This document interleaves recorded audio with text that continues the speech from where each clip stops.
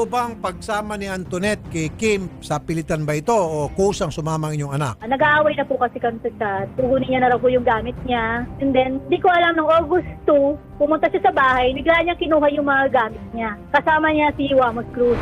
Gusto ko po mabalik po yung anak ko talaga. Paano man kung ayaw na ng bata sa inyo? Nandiyan naman po yung lola. Antoinette, bumalik ka na para hindi makasuhan ng child Hindi abuse po, yung boyfriend mo. ganito po kasi yan. Ayaw ko talaga sabihin sa bidyat na minomalasta po ako ng asawa niya. Oo. Sandali lang. Ilang years ko po kinimkim yun. Ilang years po ako sa trauma doon. Stepfather mo o biological father mo? Stepfather ko po. Nung isang araw, hindi natin nakausap si Kim Wamos. Opo. Ngayon naman, Idol Rafi, makakausap na po natin si Wamos, pero ayaw niya daw pong magpa-video call dahil nga daw po baka masira ang kanyang image, Idol Rafi, at gusto niya lang daw pong protektahan ang kanyang imahe. Okay, ayaw niya din daw pong masira ang kanyang pagkatao kasi baka mabash daw po siya. Okay, fair enough. Sige, pagbigyan natin. Of course, ang alam po ng patas na pamamahayag, kailangan makunan po natin ng pahayag si Kim Wamos Cruz. Sige po. Sinisira po nila. Tapos nagpo-post po sila ng kung ano-ano sa amin. That time nga po na pagkataos po ng KMJS namin, sinisira po nila yung pangalan ko sa social media na kinuha ko daw po si Antoinette, binahay ko daw po. Tsaka liliwanagin ko lang po, Sir Rafi. Yes, sir. Unang-una po kasi, nagsabi po sila dito na tinanan ko daw po. Sir Okay. Rafi, alam naman po natin siguro ang salitang tanan. Ang Opo. tanan, Sir Rafi, is yung hindi po nagpapakita sa maraming tao. Sir, yung tanan, sir, is sinama mo yung babae, whether that minor de edad man o hindi, para kayo po ay magkasama na sa isang bahay at kung saan man kayo pupunta. Opo, Sir Rafi, ganito po, lilinawin ko po yung lahat dito para po maging malinaw na po talaga lahat. Ganito po yon. Nung una po na nanliligaw po ako kay Antoinette, sinabi ko po muna sa magulang niya na, Mami, pwede ko po ba ligawan si Antoinette? Okay. Ang sabi naman po nila sa akin, oo naman, pwede naman kasi unang-una sa lahat, hindi naman ako ang sasagot sa'yo. Anak ko pa rin ang may sariling desisyon kung magpapaligaw siya or hindi. So, Sir, let me cut you off. So, kailan po yung sinasabi niyong nagpaalam kayo sa mother? Actually po, Antoinette. yung mismong birthday po ni Mami noon, yung mismong birthday po Anong ni Mami. araw po yung birthday ni Mami? July 9 po. Saan po banda yun na nangyari? Sa may sa may Quezon City po. Magkakasama po kami sa kainan noon sa Samgyup, Okay. Sir Rafi. So, nagsabi po talaga ako na manliligaw po ako. Nandun po si Antoinette, nandun ka at nandun si Mami. Apo. Okay. Andun po. At saka ang tinatawag naman po talaga nating itanan is yung hindi po nagpapakita sa social media. Yung hindi po nagpapakita, binahay po talaga. Actually po, Sir Rafi, hindi ko po tinanan yon. Hindi po porkit nakikita po kami araw-araw sa vlog, tanan na po yung tawag doon. At saka nakikita naman po nila yung mga vlog namin na tumutulong kami sa tao, masaya kami tumutulong sa tao. Okay. Siyempre alam ko naman po na masaya din naman po sila. Kaya lang po, nagkataon lang po na bakit bigla po akong kinasuhan ng child abuse, wala naman po child abuse na ginawa ko. Saka lilinawin ko lang po, Sir, about po sa pagkuha po ng gamit. Opo, at saka alam na po nila na na mag-boyfriend-girlfriend na po kami noon, nagdadadada na po sila sa social media. At saka isa pa po, Sir Rafi, hindi ko daw po binibigay yung address. Bakit po? Kasi po, nagbabanta na po kasi sila sa akin na antayin nyo lang may mangyayari. Sandali lang, sir. May tanong lang ako sa iyo. Okay. Kung meron ka na palang basbas o ipinaalam mo na sa mami ni Antoinette Opo. na Opo. liligawan mo siya at sinagot Opo, ka opo. na, bakit ngayon itong mami ni Antoinette nagreklamo? Nung bali nag-trigger po sila nung nakita po yung daddy ni Antoinette po dun sa KMJS na sumusuporta po sa amin. Kasi sir, yung si Antoinette ay minor de edad, 17 years old lamang at kayo po'y nasa tamang edad na. Alam niyo ba na siya ay minor nung siya ligawan mo? Opo, alam ko po yun. So ba't mo Kaya ba nga po- pinagpatuloy na ligawan siya? Ba't di ka na nag-antay ng another year? Ano po, Sir Rafi, nagpaalam po ako ng maayos sa magulang niya. Ayun po, kaya nagkaroon Tawag mo po ulit ako sa ng lakas Atty. ng Garrett. loob kasi Para nagbasbas, nagkaroon So po nagpaalam ng ka basbas. nung July 9 at sinabi nung Opo. mother ni Antoinette na si Mami Dali na Opo. paano pagkasabi Kaya niya?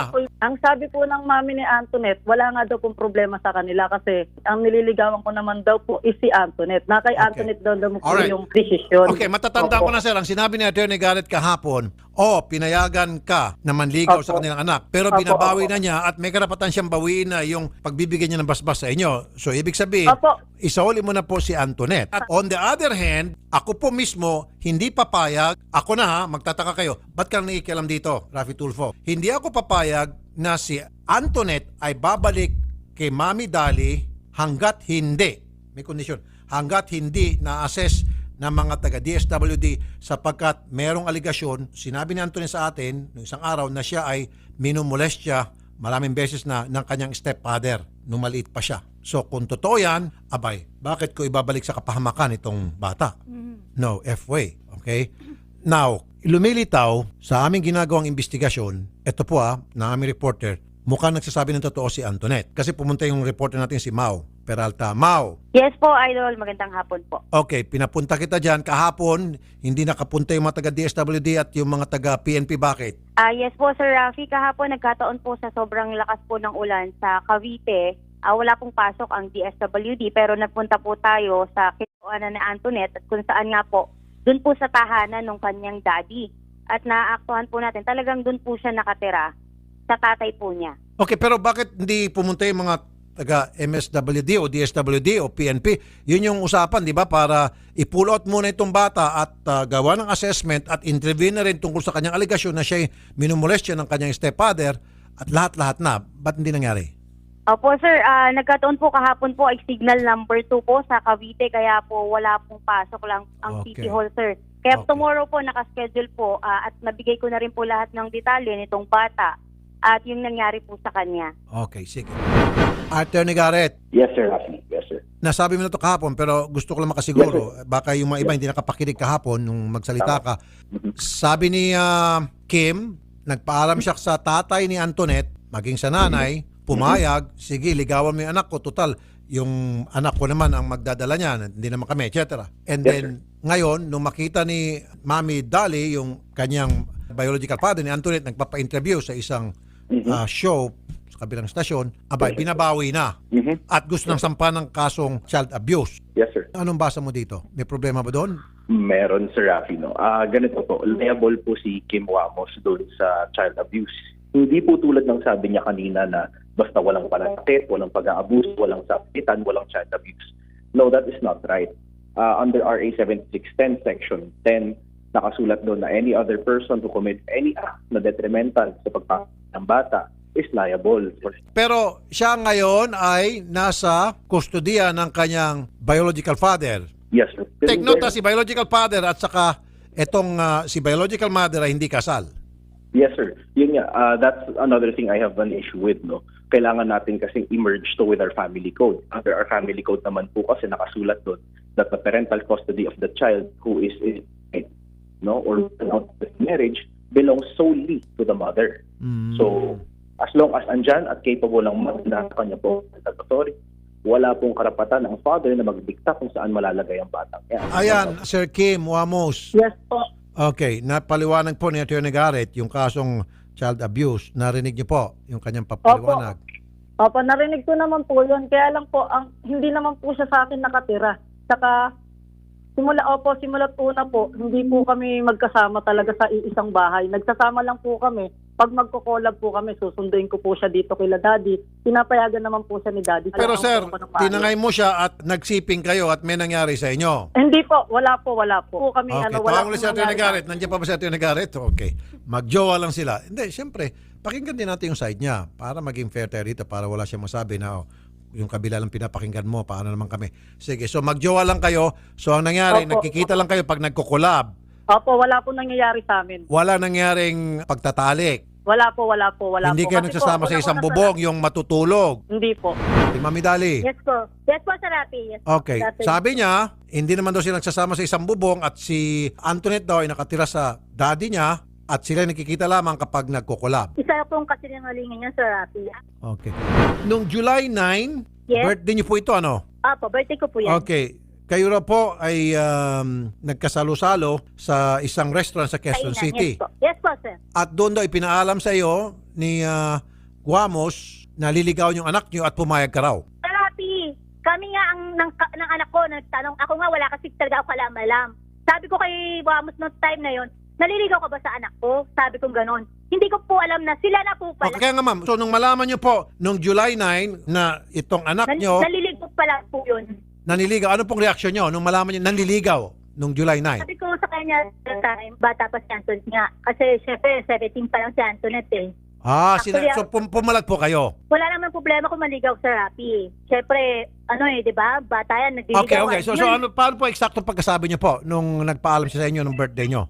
Hindi po siya nagpo-post ng gano'n na maliligaw na. Amaw. Sir. Alright, gusto Apo. ko agad-agad to yung DSWD at yung PNP. Okay, may pasok na ngayon, di ba? Kailangan Yes, talaga po. masundo na si Antoinette at interviewin siya doon sa tanggapan ng DSWD ng Women's and Children's Desk para gawa ng assessment tungkol doon sa kanyang aligasyon na siya ay na-rape. Yun, very particular ako dito sa sinasabi ni Antoinette kahapon. Kailangan, let's find out. Let's dig deeper doon sa kanyang aligasyon. Yes po. And then doon sa kasong child abuse, then leave it up to DSWD at the Women's and Children's Desk.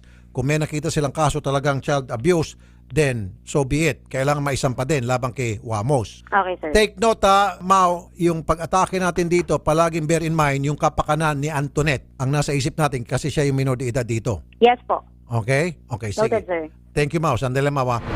Mr. Wamos, Hello po. okay, si Antoinette kailangan ma-assess to ng mga otoridad. So, wag ka muna makipag-usap sa kanya. Dadalhin Opo, namin siya sa mga otoridad para interviewin.